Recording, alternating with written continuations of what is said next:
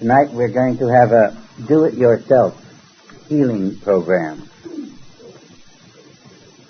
And we're going to begin it with you taking your identity into consciousness and unselfing right out of every so-called problem you have. You are the healer. You are the patient. Maybe you're going to come to a quick conclusion, maybe a slow one. You're getting no help whatsoever at this moment. You're merely taking into consciousness that which troubles you and that which is the truth of you, and seeing if you can reach a state of inner peace which says it is done.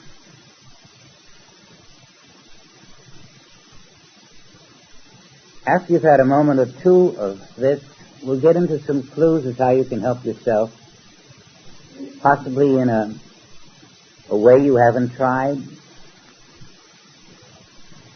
and possibly incorporating some of the ideas that have been floating into your consciousness during the past few days.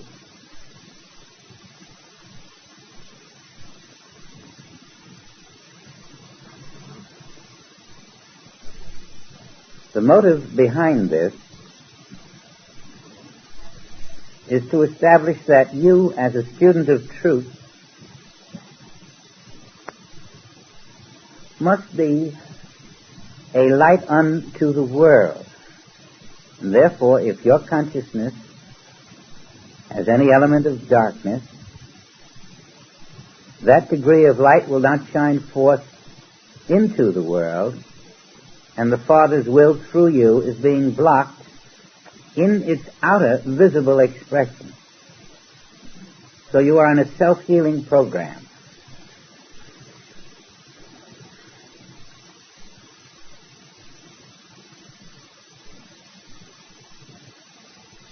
And then when you can feel either a degree of success or a lack of success, we will move into suggestion.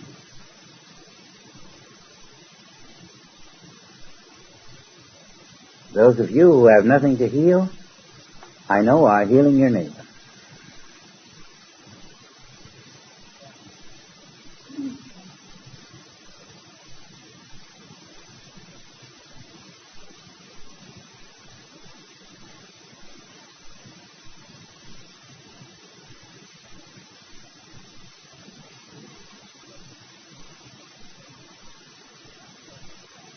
Now the question I'd like to ask you is, the moment you started this self-healing, ask yourself, what did you think about? I don't want to know. I want you to know. Did you think about a physical body? Did you think about a condition? Did you think about some material gain or some material lack or some material substance you wanted removed? If so, you are not in healing work. That is not the kind of healing we do in the spiritual movement. Spiritual healing has nothing to do with physical bodies. And yet it has everything to do with them in a different way. It has nothing to do with physical businesses or physical relationships, and yet it has everything to do with them.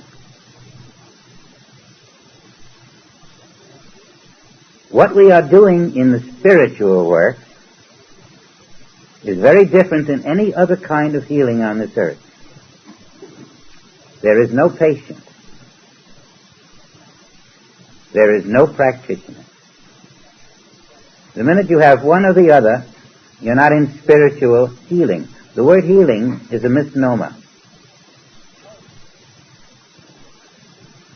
There is not a person on earth who has the power to heal spiritually.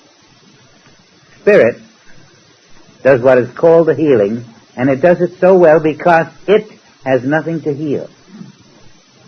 And if I'm speaking in paradoxes, it is to make you reach beyond the mind to see that there was once a great healer on this earth. He never said he was a healer. People said he was a healer. He wasn't healing anything. He was revealing the nature of reality. People call it healing. He had no patience. All he saw was the invisible Son of God everywhere. He had no evil to remove from this earth. All he saw was the light of God. He was therefore the perfect healer because he had no one and nothing to heal. He lived in the reality of God's presence. And when we think of self-healing, if we do not go into that consciousness which knows there's no one here to heal, we've got two strikes against us. Now I know this isn't the typical way of the physical healer, the medical profession, or those who must make contact with the physical person. And that's why I say this is different. I'm not saying it's better or worse. I'm saying it's different. We make no contact with a person. And that's important for you to realize, that if you're trying to make a mental or physical contact with a person, you're not in spiritual healing. You're not in soul healing. You're in either mental or physical healing, and that is not the infinite way, nature of healing. Our work is to know the Spirit of God where a form appears to be. Our work is to know spiritual truth, not with the lips, but with a consciousness. Our work is to know that out there is no person and no patient and no body to be healed. Our work is to know that the appearance called body does not exist outside of our sense mind. If you have the outer to be healed, you have lost your way. There is no outer in this work.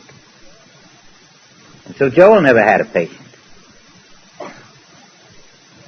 And he never considered himself a practitioner, rather the expression of the Christ on earth. And everyone said, what a marvelous healer. He never touched a patient with his hands. Mostly because many of his patients were thousands of miles away. They were absent healings in many cases. Just a voice on the phone or a letter in the mail. Nobody to touch. No person to reach that far. No mental healing. No casting of thought in that direction. But the principle you learned the last few days, that everywhere is here. And that simultaneity is the law of the divine invisible. And that therefore this which appears in time, which requires healing, is a sequence. A person was good, now a person is ill, and now a person is getting better or worse. This isn't simultaneity. This is sequence, and sequence is in time. And God, Spirit, does not function in time. And so spiritual healing must now apply the rule that all healing is done outside time. That's our method. And you have learned about living outside time, and now we want to see how this will affect your self-healing and the light of healing that you project as you move through the world. Instantly, your consciousness goes outside time, and you rest there. And now, truth in consciousness does everything else. You're not in human thought. You're not concerned about where the problem is or what the problem is or even who has the problem.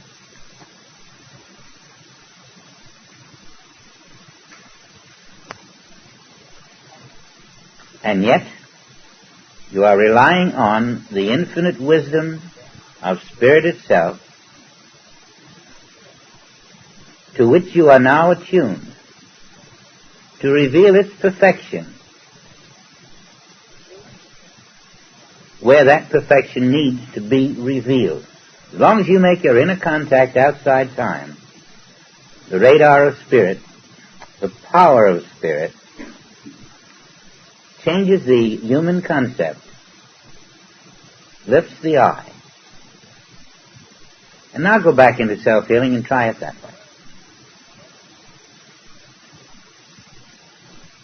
Your beginning is, I don't care if it's a physical problem, or a mental problem, or a business problem, or a relationship problem, or any kind of human problem, or 10 of them.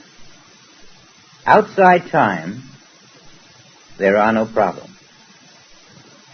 And outside time is right here, and everywhere in this universe is right here outside time. Dwell there. Abide outside time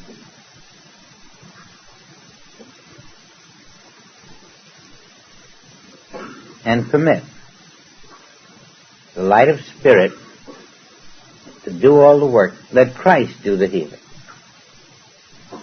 Now, if your consciousness is not fully developed to the point where God is the riveting post of your consciousness, then you're going to find that you're just in a quiet, with your eyes closed. Nothing is really happening. But in this quiet, if you have previously built up the conscious knowledge that God is, only God is, then there is no problem to enter your conscious knowledge of God is. And in the infinite way, spiritual truth in consciousness is the healer, because it reveals there's nothing to heal.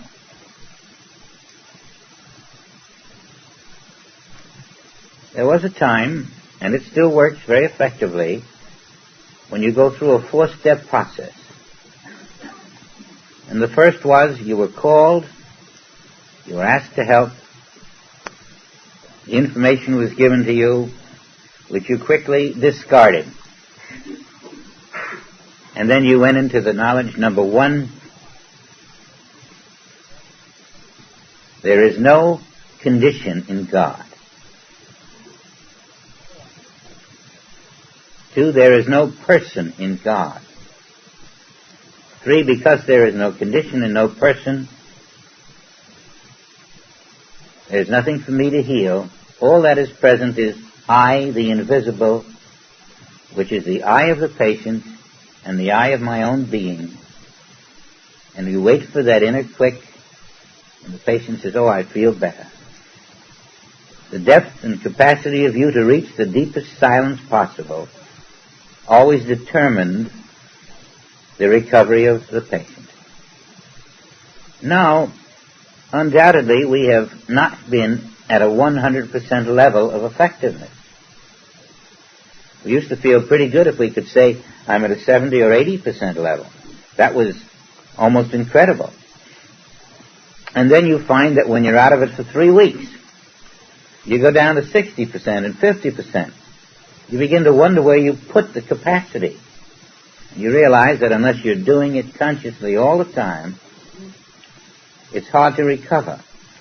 But now we're introducing another principle to add to your work, which can increase your degree of effectiveness, and that is that time is not passing.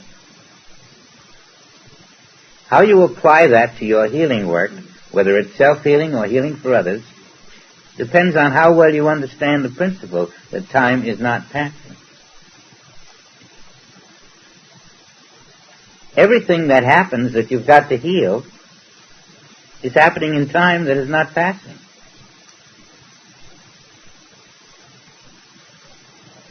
And unless you can walk across that invisible line which says, well, I'm still going to try to heal it, you're going to go right into time. So you've got to see if it's in time that isn't passing, it isn't happening. Even if the patient is quite concerned about it and thinks it's happening. Your job is to be useful, not to be conciliatory and agree, yes, I know you've got this, and I'm going to help you. You have to live in the truth. And so you have to merely acknowledge the call or letter or whatever and go to work without explanations. You might say, I will be with you. You might say, I will do my work immediately. And it's always wise to ask the patient to call back. Maybe not the next day, but within a few days or a week at the most. Otherwise, you can go on for 3 or 4 weeks. Never hear and not realize that you're supposed to still be working. So it's very important not to let the patient run the show for you. Set down the ground rules. Contact me at this time, at that day. Contact me this way. Let me know. I can't work for you if I don't know what's happening. But how you do it is your business.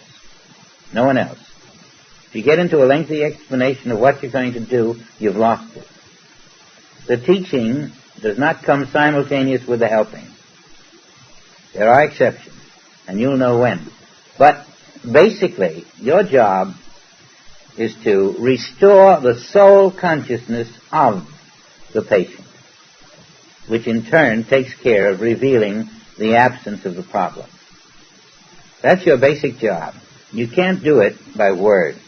You have to get into soul consciousness yourself, rest there, and then wait until you feel that inner happening. And then you know that I have attained a level of consciousness which in turn now invisibly, momentarily becomes the level of consciousness of the individual who wanted the help. But today I'd like to concern ourselves with different phases of healing than physical. We all know these and we know where to go. There are many places to go for that type of healing, and you can choose the one that suits you best, that is at the level of where you think you belong. That's where you go. But soul healing is not concerned just with physical form. You remember we did weather work. Now, weather has nothing to do with a person except in the result it may have. We did work on planes in the sky. We did work on automobiles. We were at a place when we had to work on Skylab just at the right time. We did some work on energy, and we've seen no results from it. Minor. And maybe we weren't quite doing our work as well at that time, because I think we may have hit a point where we wanted to just sort of coast a bit. And we had a seminar coming up. And perhaps we'll have to go back to energy. The point is, these types of healings are of a universal level. They're not pinpointed down to a person. They're in the world consciousness level. And this is only done through the soul. Obviously, it's not a physical contact. Then there's preventive healing. There's the way you live spiritually, which is actually preventive healing. When you are living in a spiritual consciousness, there's no need for the physical healings, because in your spiritual awareness, they don't come to you in that quantity or in that depth. They simply roll by. There's so many different kinds of work you can do in this kind of soul healing. Because I think you might get a clue out of that ear of Malchus in the Bible. Here we have this man's ear cut off, and on his way to crucifixion, the master stops and puts it back on. And then you see, when you analyze what he was doing, if you take another, suppose an eye fell out and he put the eye back, you'd say, oh, he was telling us something about the eye. Well, it's a lot easier to do it with his little thing hanging out over here than an eye. So, he was telling us that the sense of man, and by using one sense, the ear, he was talking of the five, that the five senses of man are always creating the sense of problem, even creating the sense of crucifixion. In the five senses, you have your problem. That's where the problems are. Everything is in the sense consciousness, and even though we believe it's, well, as a practitioner or a healer or whatever you want to call yourself, you always believe that your patient is coming to you and that the patient is out there. Just like you believe the sun is out there or the world is out there and activities are out there. There's nothing spiritual about that viewpoint at all.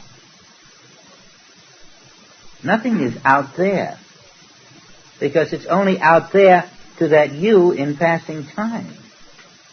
And if you're the you in passing time, you better pull your shingle in.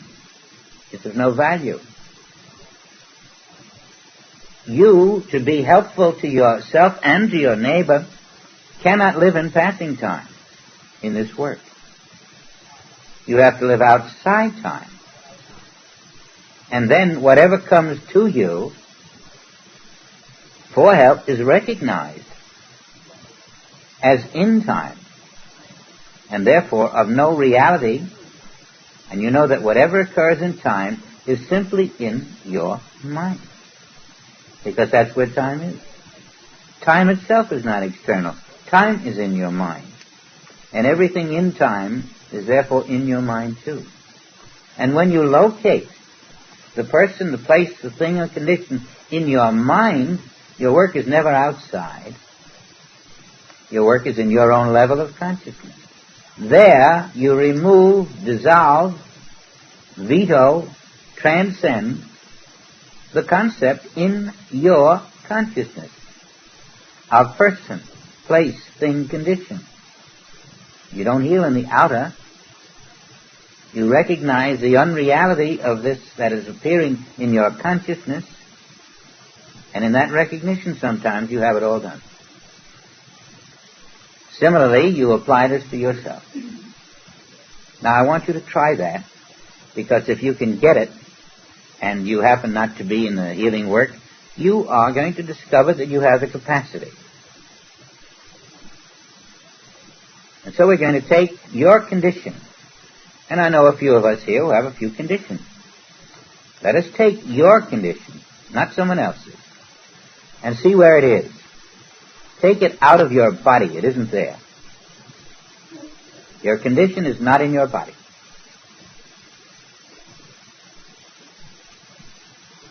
Your condition is in your belief. Your condition is in your consciousness. And I don't care if it's a physical belief or something of a nature in the world, like a business. Your condition is in your mind. Otherwise you wouldn't be aware of it, would you? That's why you're aware of it, because it's in your mind. Now that's the place you do the healing. You don't do it in the outer thing which you think is where it is. You do it where you know about it, in your mind. Now what are you going to do? That is how you're going to remove it. You're going to transmute it from its appearance value in your mind, slowly knowing the truth of God instead.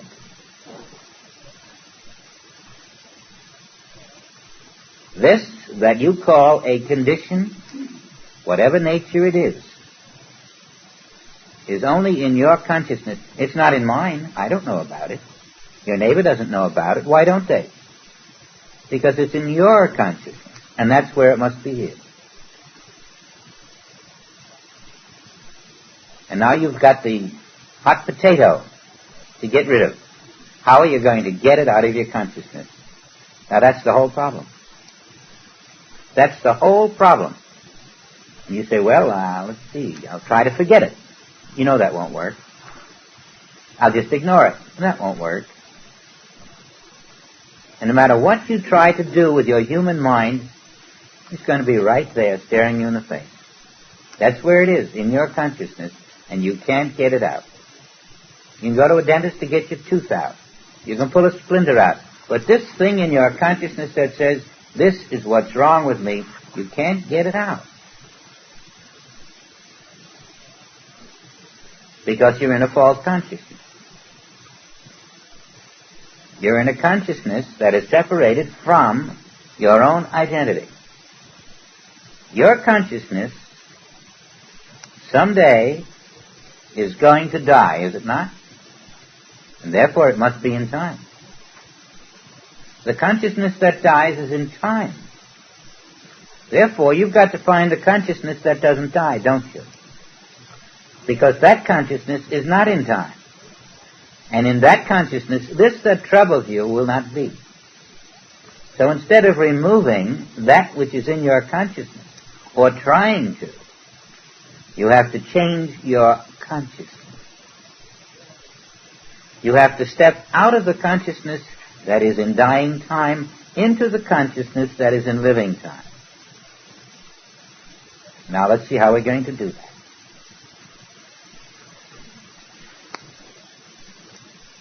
This is more delicate than surgery.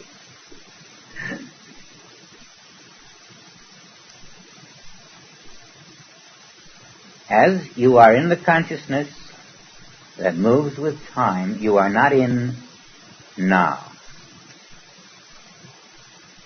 You are moving right along with the world consciousness, and this that you believe is troubling you is part of the world consciousness of moving time. Now you have to stand ye fast.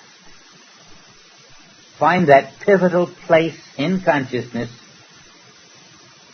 which is not moving in time. That's all. Draw back. Take no thought. You find what is called the eternal Sabbath. Malchus's ear was one sense, but it typified all five. Now stop hearing what your brain is telling you about that so-called problem. Turn off the hearing sense. Turn off the visual sense of the problem. Don't see it with your eye.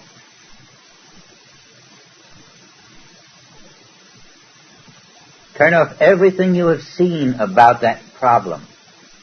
Everything that your eyes have reported, because that eye is also in time. Your ear is in time.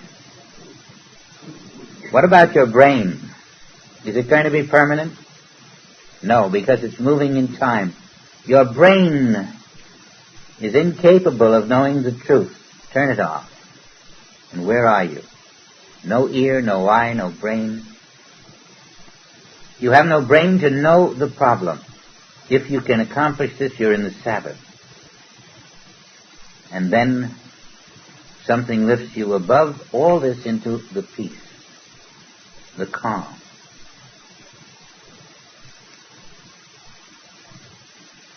When thought stops, in that instant you are in the now. When ye think not. When you are unable to think about anything, just to rest in the non-thought, the world mind has been shorted,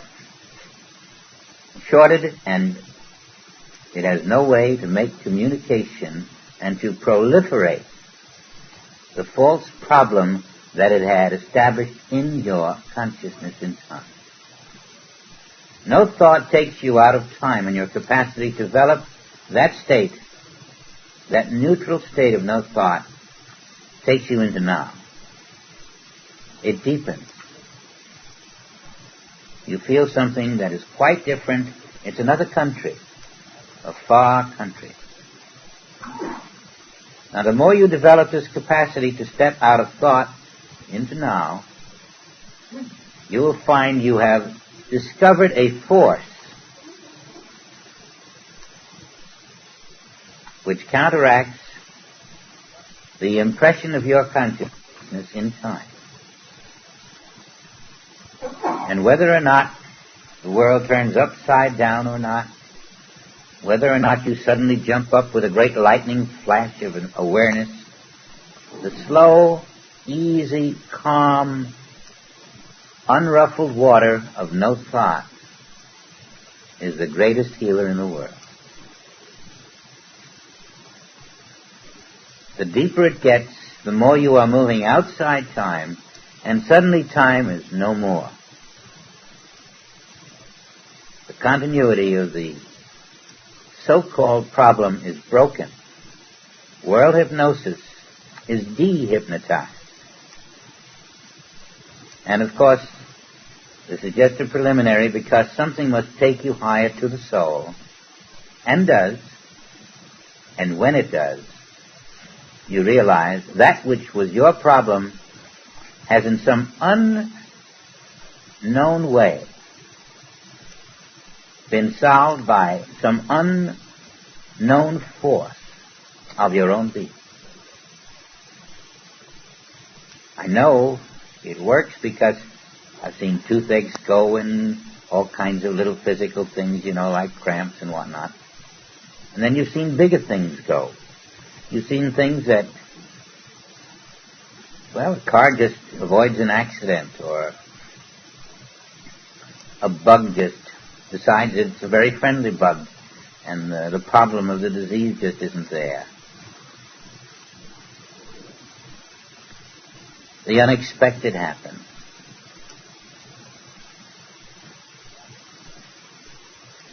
The problem remains, but for some reason the pain isn't there. It doesn't hurt. The momentary paralysis of a limb just suddenly feels like it wants to get up and do a little jig.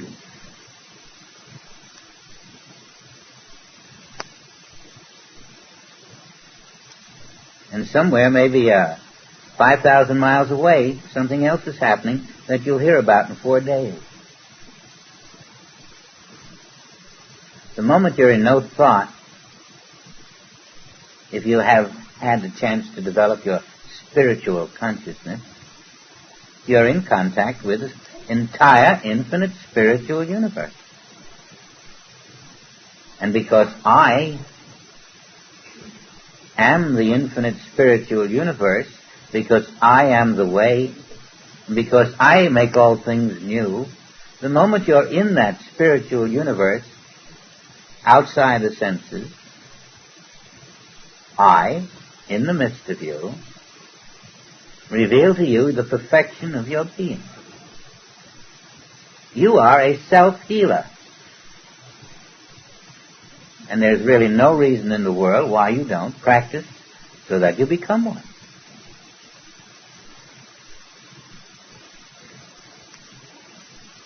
And you'll know when you really are becoming one, because that phone's going to ring even though you didn't put out a shingle. Some friend will be over with some problem, and don't say I can't help you, because nobody is asking you to help. The spirit of your being is the help. Get out of the way. Unself. Cut off your ear. As the Master said, pluck out your eye.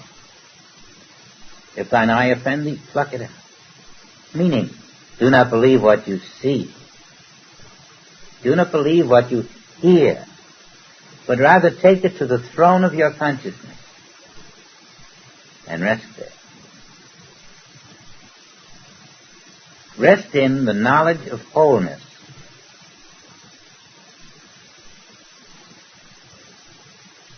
Wholeness is now. What else is now? God is now. The perfection of God is now. What's the difference? What the problem is? If the perfection of God is now, that individual who has entered your consciousness will receive that awareness that you reach, and no higher. If you reach a higher level, they will receive a higher level. The level that you can reach within yourself is what they will receive. The level you reach within yourself is what will be revealed unto you. And so basically, what Spirit is demanding of us is that we release our material problem and see it as a sign that we are not living in a conscious awareness that only Spirit is present. It's so easy to make the mistake of not listening to those words and still insisting that you have the material problem when only Spirit exists.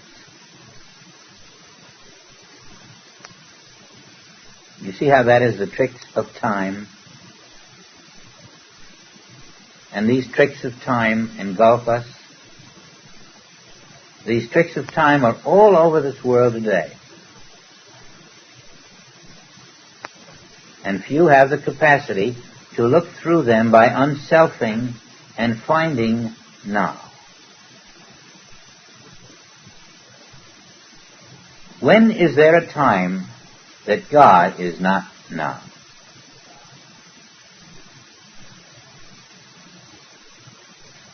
God is now. And if you're not in now, you're not in God. God is not past. God is not in the sliding moment. God is not in the future. God is now. You've got to get to now to find God. And having found now, you find God automatically. Having found now, you are under divine law. Now then, if you have never tried this, you have no way of knowing whether or not it's effective.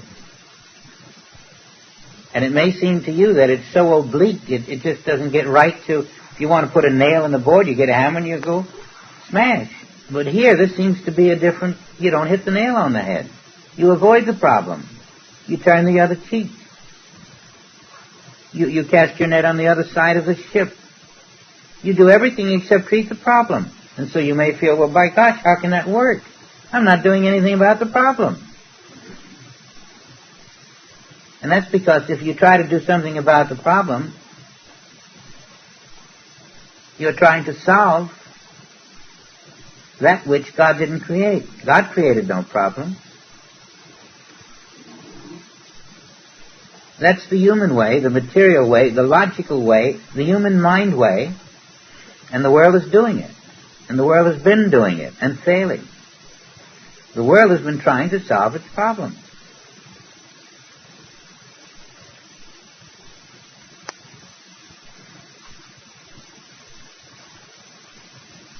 Joel had a beautiful story about Marconi.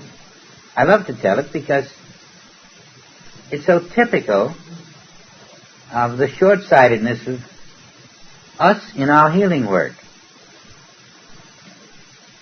He was just a young man, and he was quite sure that he would get there first before all of the elder scientists in the world to solve the problem of the wireless. He knew he couldn't miss. Why did he know it?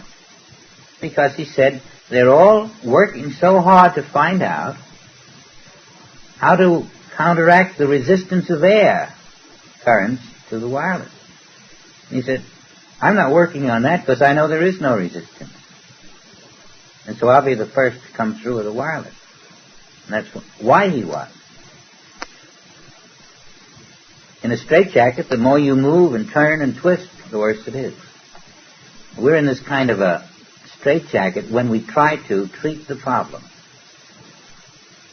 That's like trying to overcome air resistance that isn't there. The moment you know not to treat the problem, you're 90% of the way home. Treat the consciousness that contains the problem. I'm going to emphasize it until even an individual who has never studied spiritual healing understands. Treat the consciousness that contains the problem, and treat it by getting out of it.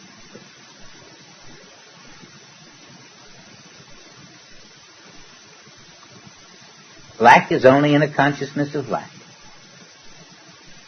You don't have to get into a consciousness of plenty. Just get into your spiritual identity. That consciousness has no lack. And be still. Be still. That consciousness is now. Now touches every base. Now you touch everywhere. Now you touch all that God is. Let's go to now and see if that will help you realize, by realize, not think, but bring into visible reality that which is the truth of your being. Now are you the Spirit of God.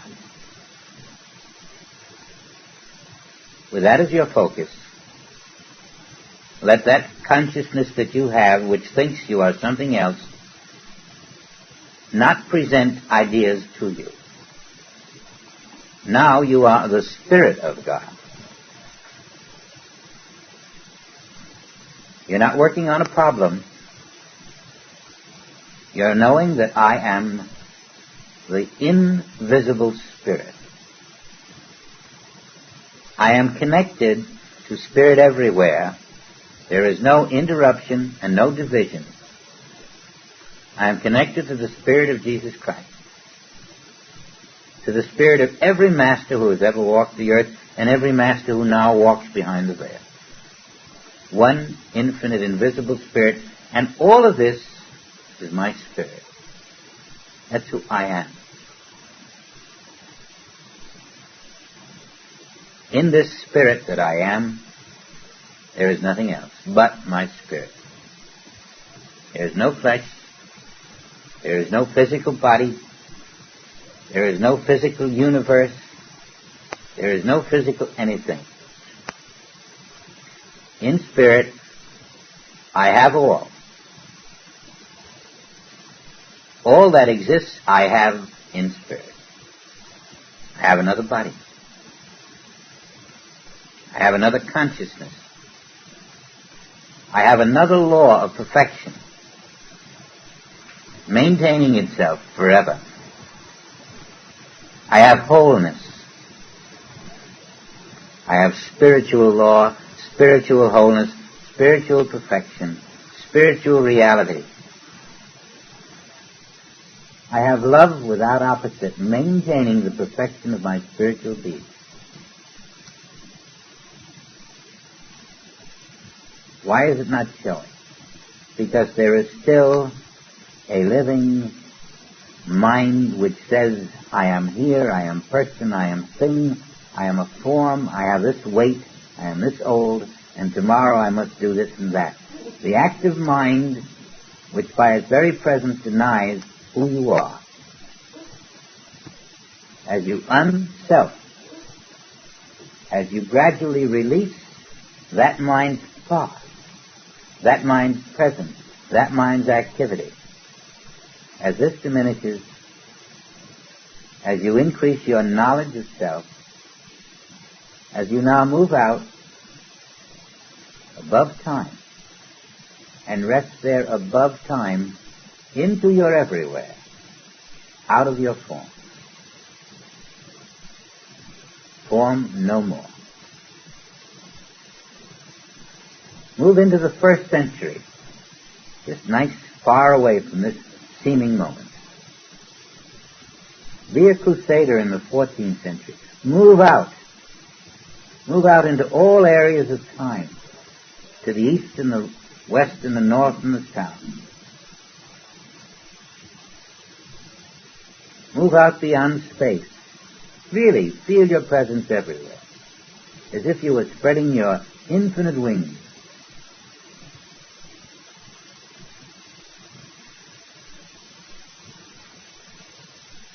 There is no place where your spirit is not.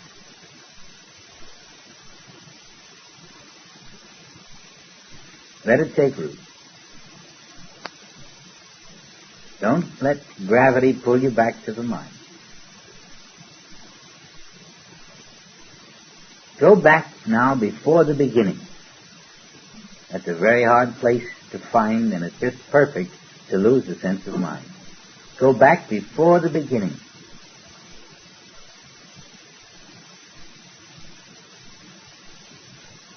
It's a beautiful way to lose conscious thought. The senses can't work with this at all. Go now past the end, way, way past the end, and hold on to before the beginning at the same time. Your senses can't work here. I am now before the beginning, and I am now after the end. And it's all me, connected, without division, one continuous self. I am before the beginning, I am after the end. I am above the above and below the below. I am omnipresent spirit.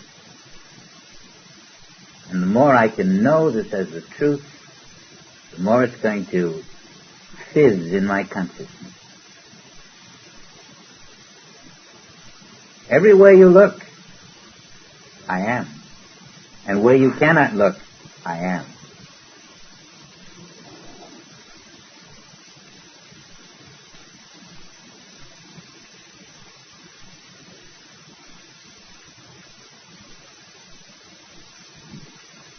I am beyond the sunrise. I am beyond the sunset. I am outside this world.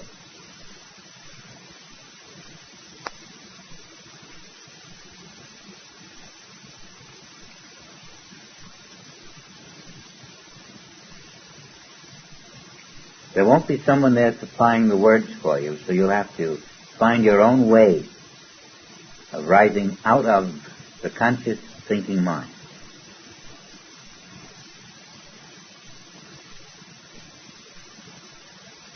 And don't be alarmed if you have to sit there for a few minutes with nothing to do but be there.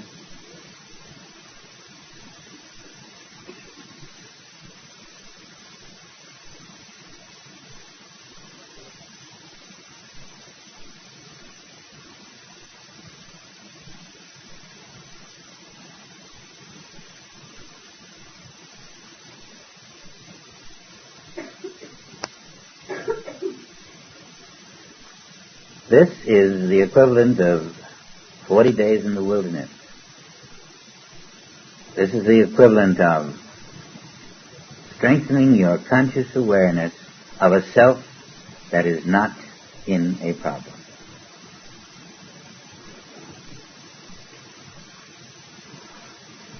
Everyone in the Bible has his mountaintop. Your mountaintop is now.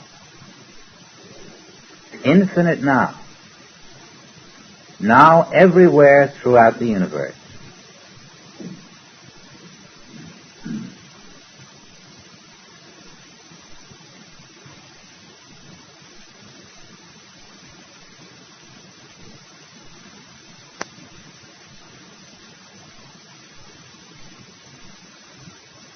I'm going to ask you to do something in a second. And then I'm going to ask you to do something 1 second right after that. And you'll see why. And that is, open your eyes now, and then close them and go right back where you were. Start all over again.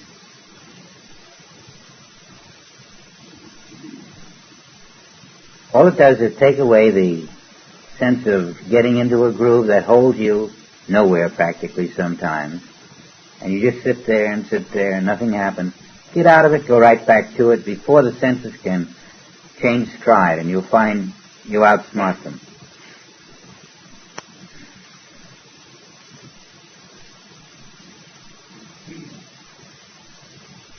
Now while you're trying to do this, the senses are trying to do something else. The brain is trying to do something else. The memory is trying to do something. All unconscious levels of your body are trying to do something. Everything is trying to tell you that you can't hold a silence. And we're saying to everything else, who said I can't? All I've got to do is want to do it. I don't care if nothing's happening, or if I don't know what's happening. I'm holding the silence of no thought.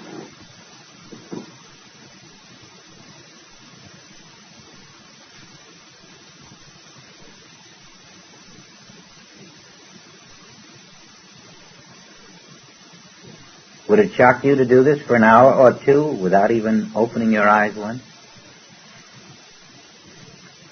Would it shock you at 11 o'clock at night, for example, to do this till 12:30? Or at 6 in the morning to do it till 7? Just resting in the quiet? It's better than a vacation in Florida.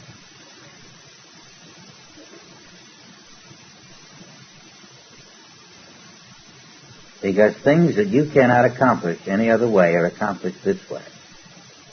Just resting in the silence, and then all that seems so difficult suddenly finds its proper spot and you feel very comfortable.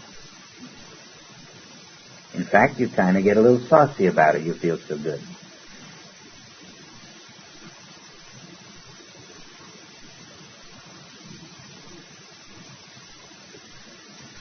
You begin smiling inside because a peace begins.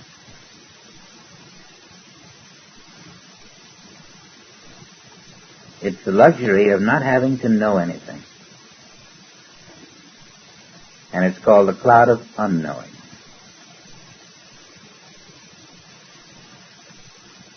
Suddenly the body isn't fighting anymore. It doesn't want to go in all directions. It sort of gives in. The mind is still. The waters are untroubled. In this peace, Christ walks upon the water. In this peace, the healings take place.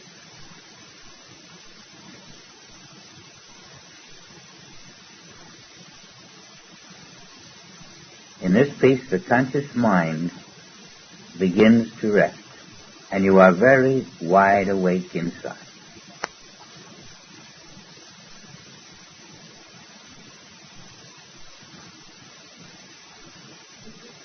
Now, you may not recognize it, but as you find this peace, another self is working than your human self. Another self takes over. The infinite self, which is now, takes over.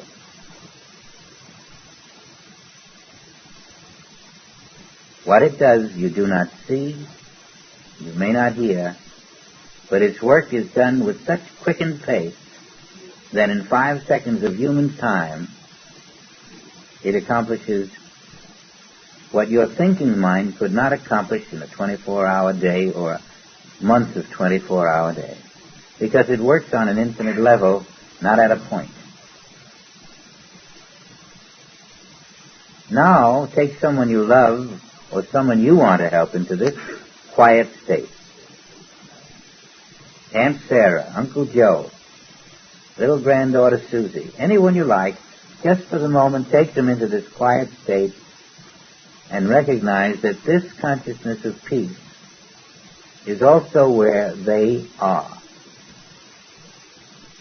I don't care at the moment where they happen to be. This consciousness of peace is also where they are.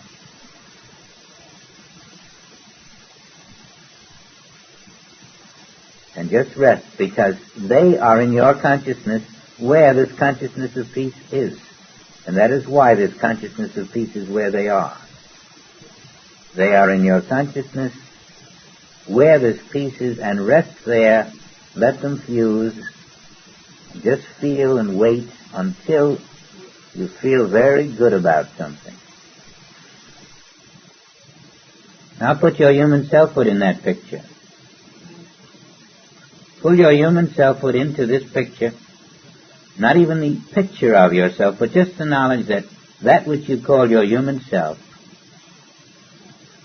has no life in this perfect peace, other than the life of the peace itself. The life of this peace is the life of your true self. Recognize it as the only you there is. And it will give a treatment to your human sense of self all by itself. You see, your practitioner is this peace. Because this is where Christ resides.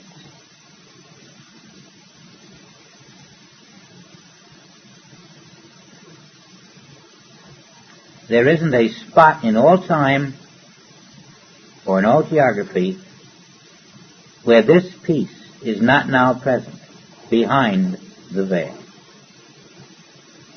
You are connected through this peace to the infinite spiritual universe. And there's nothing to do but rest there. My peace I give unto you, not as the world giveth. And in this peace, no understanding of a human mind can enter. But the work is done secretly and silently by the infinite soul.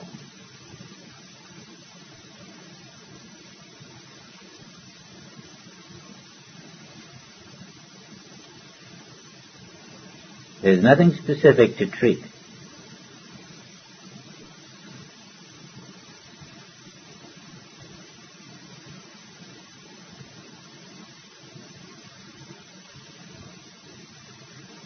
This is the peace of your soul, your infinite soul, and it embraces all that you are, all that concerneth thee.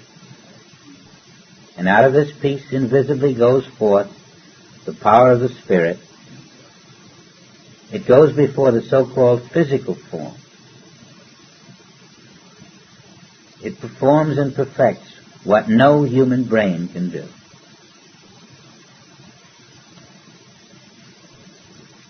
I go before you. I make the crooked places straight. But now you've got I. It's not words. You've got the substance of I, the spirit of I, the presence of I.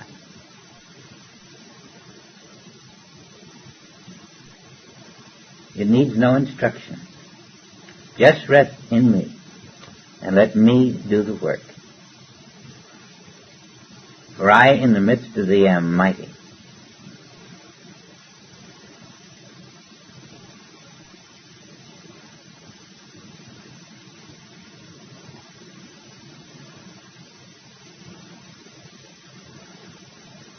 This is the light of your being, which is the light where the world appeared to be. In this light is all that you had thought was important in your physical world, in its original perfect state. In this light is the blueprint of your being, the perfection of your body is here, the perfection of all that you are, the perfection of your consciousness. The perfection of all that you will ever do is in the invisible light of your being. You're touching it all when you rest in it. You have found your real practitioner.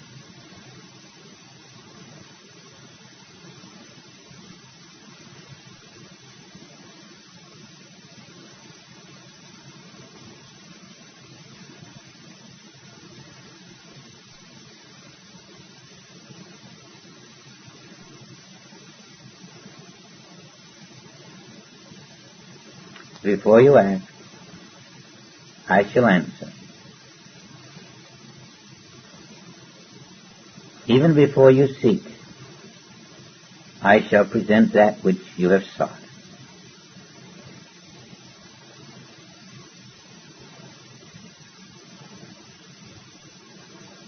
No need is ever unfulfilled in this invisible life. Things you didn't even know you needed.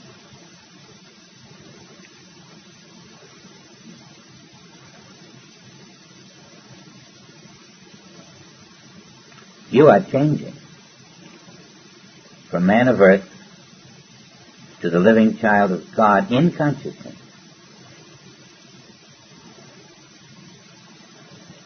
The child who has no need, for all needs are fulfilled since the beginning of that sonship. Before the world was, all that you ever needed was included in your being. And in this light you are resting in that which was before the world, that which is, and that which is to come. We are having what may be called a group baptism of the Spirit.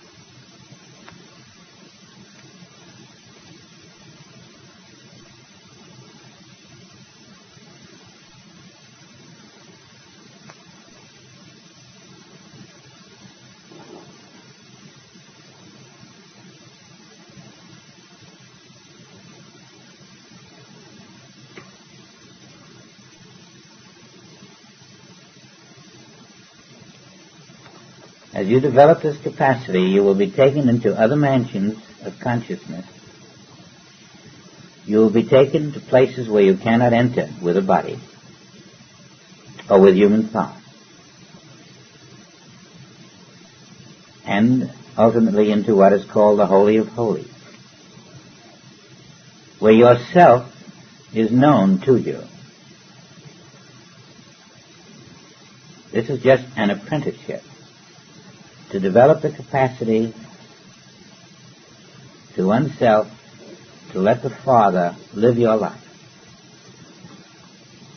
with trust, with confidence, with the sure knowledge that He knoweth your needs.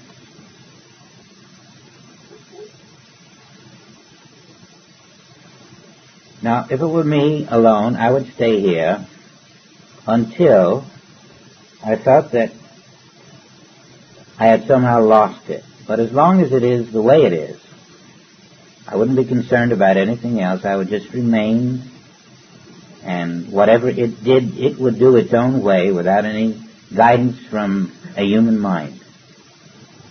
In this stillness of thought, beyond personal thought, you are not living by bread, but by the soul. You're living by divine thought, even though you don't hear it or feel it. And out of this comes the hidden manna. Nobody who can feel it wants to leave it. There's nothing more important.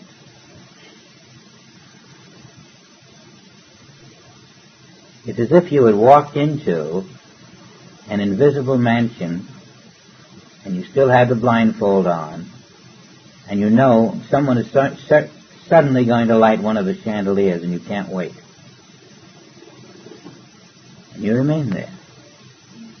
This is where the composer hears the music of the spheres.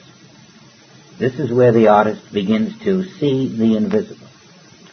This is where the poet receives the word he had never heard before, and the rhythm, and the soft, gentle touch of something he never knew existed.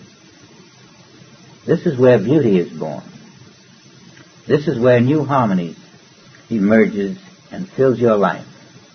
This is where a new kind of love comes out of the cradle of your consciousness and immerses you in this gorgeous silver feeling of new aura that you never suspected. This is where it begins. This is the womb of creation. This is the divine palette that paints. This is all of it. All you do is rest there again and again, and don't come out until you feel you have passed the point of being in. Just rest there.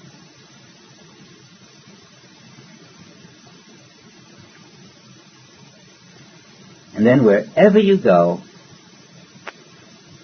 you look different, you feel different, everything you see feels different. The edge is taken off the fine divisions between people. The rigidity is gone. There's a subtle amalgamation of essence all around you. You don't even know where another person ends or you begin sometime. It just feels so rhythmical, one total flow, even when later you move out into the world with your eyes open. It's different. And you know that you have been somewhere and you want to go back. It's out of this that the prophets prophesy, and that the prophets speak the words of the Ancient of Days, and that the prophets tell that which must be done. It's out of this that the 10 tablets come to Moses. It's out of this that the so-called healings take place. Not by human effort.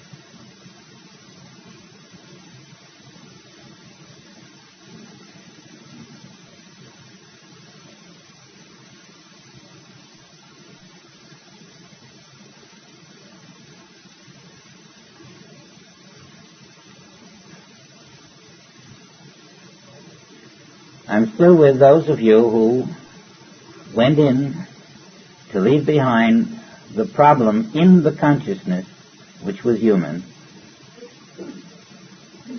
and we're still resting in this invisible word where, during our entry and our stay, we were not conscious of any problem. We weren't conscious of any solution. We were just blissfully conscious.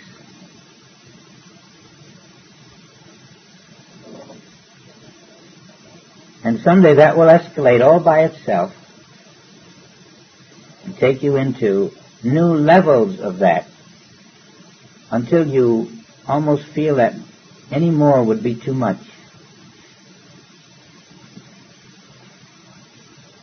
And you can't find your body anymore. You can't find the chair you're supposed to be in, or the room, or the people around you. You weren't even aware that there were people. You were just aware of being there. There was a oneness, and yet it wasn't a oneness. It was a something else. And I'm quite sure that for each individual it was quite different. And we'll never know. But you know what was yours and is yours. And I'm trying to say that when you enter this cocoon of silence and rise through it, outside of body, outside of human consciousness, outside of the smell and the touch and the taste and that sort of thing, you are cleansing, purifying your consciousness of false beliefs. You are preventing things that might have been in this world of no value to you. You are making your tomorrow a place where the harvest will be greater. Now, those of you who have not experienced this inner peace during this quiet time, experienced it, will discover the value and power of it. And those of you who have done this many times and experienced need not be told a word. But today we were working chiefly with those persons who thought they were persons and who thought they had a problem, but who will discover that when they enter this consciousness, they are neither person nor do they have a problem, but they are the living essence itself, who have been hiding their light under a bushel of problems.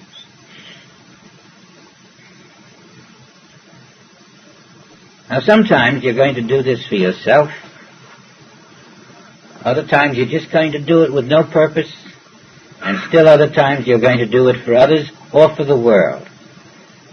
But just as contemplative meditation is important, so is this deep silence of my peace.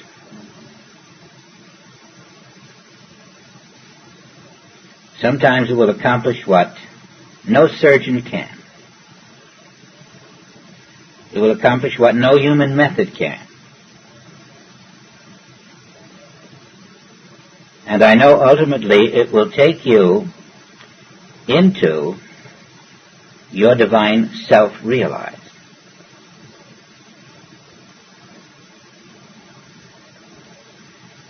Tonight I'd like to have a little intermission before we proceed.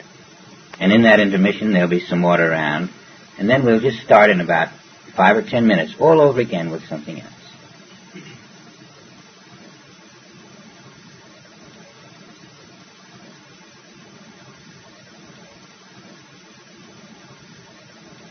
Let's do that.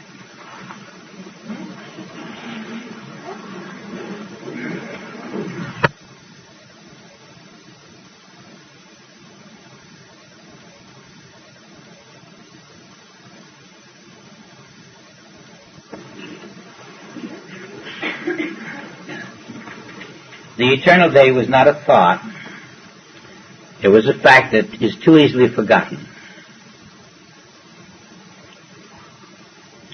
When you are conscious of the eternal day, you'll find it's easier to step out of the rush of time.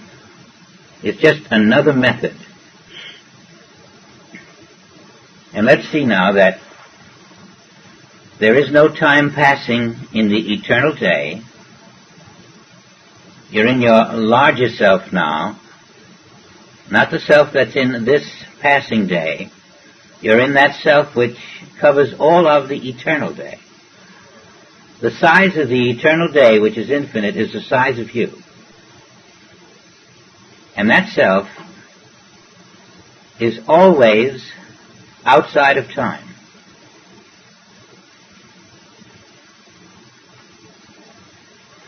That should be established quite often, so that during a week, if you haven't found yourself in the eternal day 4 or 5 times, you have missed an opportunity to stop time, or the unconscious flow of time. Now, in the eternal day, you're going to find some very exciting company, because that is the place where the Son of God lives. And all those who have attained sonship live in the eternal day. If you wanted to commune with the masters, don't expect them to come into time. You'll have to go where they are in the eternal day.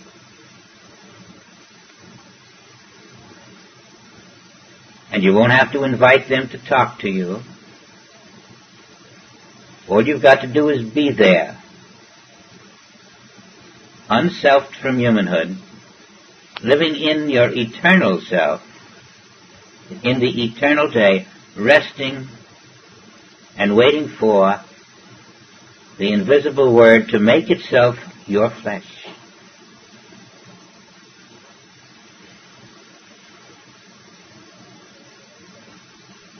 Now, there are no hotels in the eternal day. There are no conference rooms. There are no people in casual clothes. There is a different kind of form than we have seen on the earth, a different kind of vegetation, a different luster to colors, and the atmosphere is much clearer than anything we know in our present consciousness.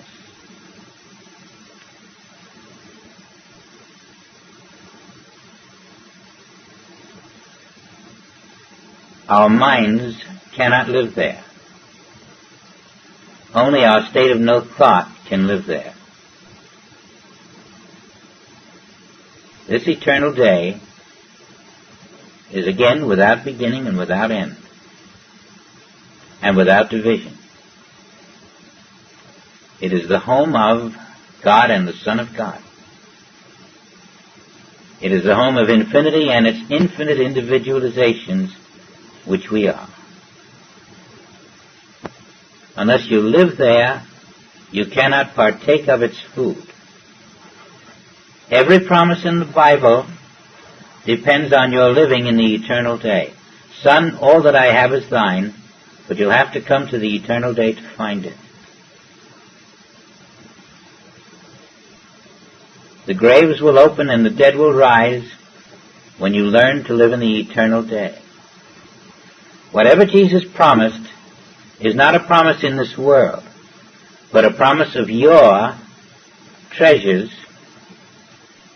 your substance, your added things, your glory, your permanence, your ecstasy, your peace, your confidence, your harmony, your love, all in the eternal day. They are part of the atmosphere of the eternal day. They are fused into one in a substance beyond belief. They are what you live and breathe in the eternal day. We have sought them all in this world, and all we have here are the fragments, the hints, the clues, the fractions. And all of these fractions become the one perfection which embraces all that is in the atmosphere of the eternal day. Don't try to see a personal you there. Be the essence of it. Be that atmosphere of the eternal day. Be the full substance the full texture of it, the full purity of it, and you will understand why you are known as the light of the world. Now, in this eternal day are the things you thought out here were problems. The lack of these in the eternal day is what creates the sense of problem in the world. It is not lacking. It simply is you're in the wrong place to receive it. In the eternal day, everything that you have sought throughout every lifespan is there waiting to be received by you the moment you cross the threshold of time. When the Bible tells you that all that I have is thine, and that nothing is missing, and that the fullness of the Father is yours, it is saying, come, rise up out of the passing moment into this eternal day. For here I am. Here is Christ Jesus, here is Christ John. Here are all those who walk with God.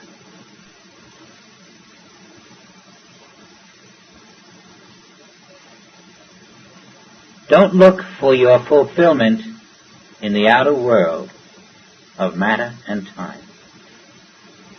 It isn't there. And don't accept your problems in the outer world of matter and time. Move into that which has no beginning and no end.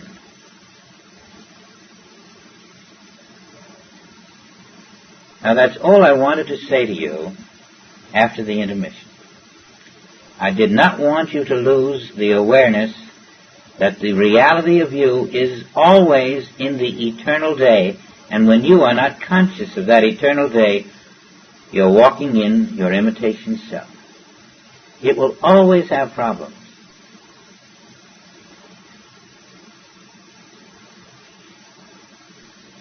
And now I'll see you in the morning at 8:30 a.m., and we are going to go to sleep again, knowing that the eternal day is where we are.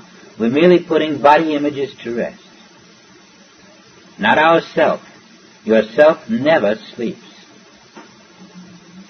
Only a body image sleeps.